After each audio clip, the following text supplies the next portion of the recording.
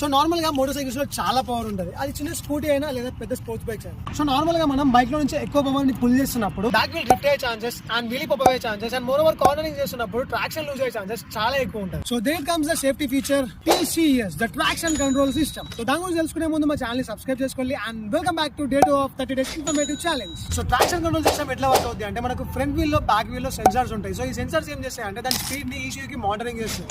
So ECU కి monitoring చేయడం వల్ల మనకు ఎప్పుడైతే ఫ్రంట్ వీల్ లో తక్కువ స్పీడ్ ఉంది, బ్యాక్ వీల్ లో ఎక్కువ స్పీడ్ ఉంది అనుకోండి, ఆ టైంలో TCS అనేది ఇంజన్ లో పవర్ కట్ ఆఫ్ చేస్తుంది. ఇంజన్ లో పవర్ కట్ ఆఫ్ అవ్వడం వల్ల మనకు రేర్ వీల్ డ్రిఫ్ట్ అయ్యే ఛాన్సెస్ చాలా తక్కువ ఉంటుంది.